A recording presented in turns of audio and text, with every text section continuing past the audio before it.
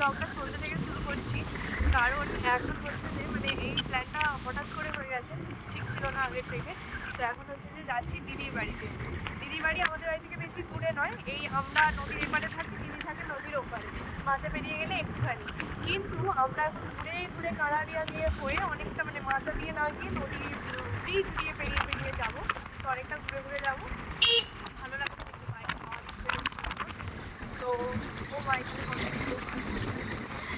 আমার না লজ্জা লাগে মাঝে মাঝে, আমার মাঝে মাঝে মনে হয় বেশ ভালো লাগছে। যাই হোক, ব্যাপারটা হচ্ছে যে এখন আমরা যাচ্ছি দিদির বাড়িতে। আর আমার টিনা বোন আগের থেকে ওখানে গেছে, ও কালকে গেছে। আর আমাদেরকে অনেক করে বলছিল আয়না আয়না আয়না, তারপরে কি আমরা ঠিক আছে তাহলে যাওয়াই যাক বলে এখন আমরা যাচ্ছি। আমাদের রাতুল মাস্টার আর এই যে আমি, কিছু বলতে চাও? আর আমরা যাচ্ছি হচ্ছে যে আমাদের ইভি স্কুটিতে, ঠিক আছে, যে যার কারণে আরও আমরা নদীতে মাচা দিয়ে না টপকে এদিক দিয়ে আরও ঘুরে ঘুরে যাচ্ছি। তো এইখানটা কিন্তু হাওয়ার কারণে কিচ্ছু শুনতে পাওয়া যাচ্ছিল না, সেই জন্য ভাবলাম অরিজিনাল অডিওটা বন্ধ করে ভয়েস ওভার দিই। আর প্রথমেই আমি ভিডিওটা দেখে তো দেখছি আমার অর্ধেক নাক পর্যন্ত দেখা যাচ্ছে, চোখ আর মাথা দেখতেই পাওয়া যাচ্ছে না। তো পরের বার থেকে চেষ্টা করবো যাতে ঠিকঠাক ক্যামেরা অ্যাঙ্গেলটা ধরতে পারি। আর এখানে এটাই বলছিলাম যে আগে তো দিদি বাড়ি যেতাম সবসময় মজা হতো, কিন্তু এবারে আবার বিশেষ আকর্ষণ আছে, মানে এবার থেকে যখনই যাব সেটা হচ্ছে আমাদের ডোডো সোনা। তো চলো গিয়ে তারপরে যা যা করছি সব কিছু তোমাদের সাথে শেয়ার করব, আর তোমরাও দেখো আমরা কত মজা করি। কত জল।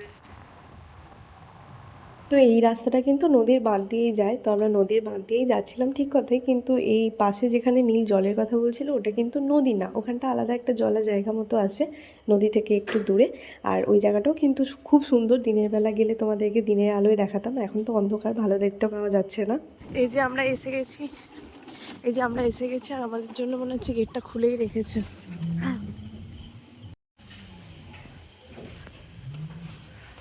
কই মিমিরা কই, কোথায় গেলি রে তুই? ওখান থেকেই ব্যাগটা কেন খুলছিস? আগে ঘরে তো ঢোক।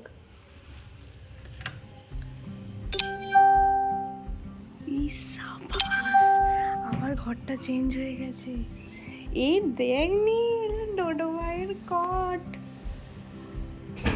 ঢুকে আয়, এসিটা চলছে, ঢুকে আয়।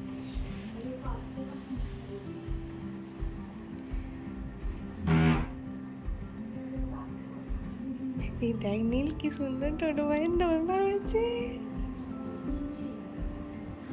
ইয়েস, সব সাইলেন্ট, আমরা নয়েজ পলিউশন করছি না, বুঝতে পেরেছিস? What is in your bag? দেখ তোর মিমি বলছে, আমি নাকি, হ্যাঁ আসো, তোর মিমি বলছে আমি নাকি তোকে বুঝিয়ে এনেছি, এসেই ডিগবাজি খেতে লেগে গেল।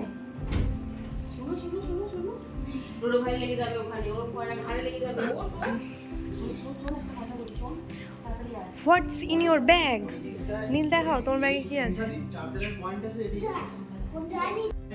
রাতুল সারাদিন গাড়িটা নিয়ে ঘুরেছে, আবার আমরা এখন এলাম, গাড়ি চার্জ দিতে হবে। ঠিক আছে, আমরা যে এত অব্দি আসতে পেরেছি সেটাই অনেক। মাঝ রাস্তায় যে আমরা আবার মানে তোর মাচা টপকে আসি, কানাড়িয়া দিয়ে ঘুরে ঘুরে এসছি, ওই এমনি এসছি, আবার ভাবছি যে এইখানে মাচাটা টপকে এসে অনেকটা উঁচু আছে না, ওঠা যেত, তবুও আমরা ঘুরে ঘুরে ওই দিক দিয়ে এলাম, দিয়ে তারপরে অতটা রাস্তা যখন ঘুরেছি ভাবছি যে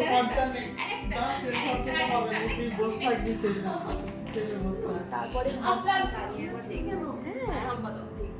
আর তুই তো লম্বা, তোর আরোই কোনো অসুবিধা হবে না। এটা অসুবিধা কি বলতো, সামনে গ্যাপটা একটু বেশি। ওর মা কাকে কথা দিয়েছে সেই নিয়ে ছোট হয়ে যাচ্ছে, তাও বিয়ে করছে না। জানে বলতে বলছি না, কালকে ওই ভিডিও কল করেছিলাম, মা বলছে আমি ছোট হয়ে যাবো। আর তুমি কি একবার কথা দিয়ে বসেছো নাকি আমার মেয়ে বড় হোক, আমি তোমার সাথে আমার মেয়ের বিয়ে দেবো? এটা ছোট হওয়ার কি আছে ভাই? ওই আমি বলছি দোলনাটা কাকে দিয়ে বানালি?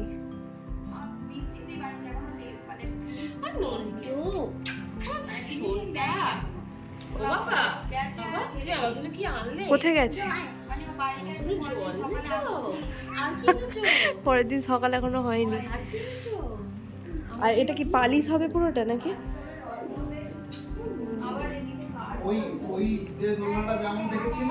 ওটা একটু ছোট,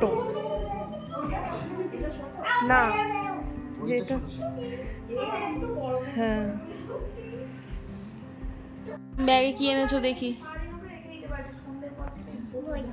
কি বই এনেছো দেখি? ওটা কার বই? কে এনে দিয়েছে বইটা? এটা কি বই? Child story book. আচ্ছা, আর কি এনেছো? এইটা কার? এইটা এটা কার? এটা দিয়ে কি করিস তুই? এটা কেমন করে চালায় তুই জানিস? কেমন করে, কেমন করে চালায়? এটা দিয়ে কি করে?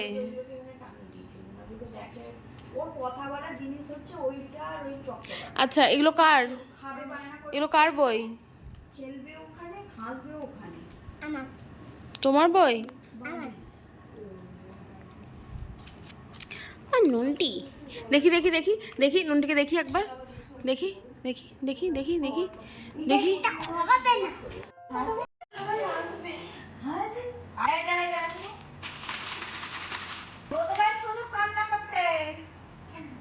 কেন কান্না পাচ্ছে বলো? ওলে বাবারে ও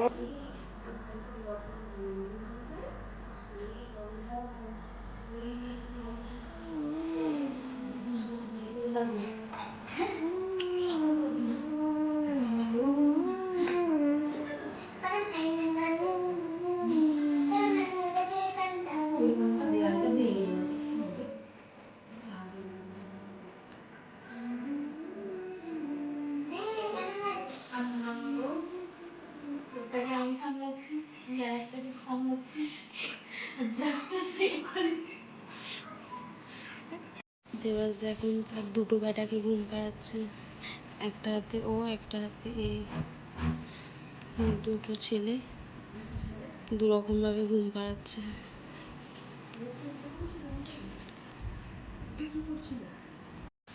বা দিদি, তো বিজনেস স্টাইলে খাচ্ছিস? হা খা, লজ্জা পাচ্ছিস কেন? বিজনেস স্টাইলে তোর কি সারাদিন, তোর কি সারাদিন খুব খাটাখাটনি হয়েছে? ছিলিস তো বাপের বাড়িতে, হ্যাঁ? ওই জন্য, ওই জন্য বসে বসে খেতে পারছিস না? আবার নিজের নতুন স্কুটি।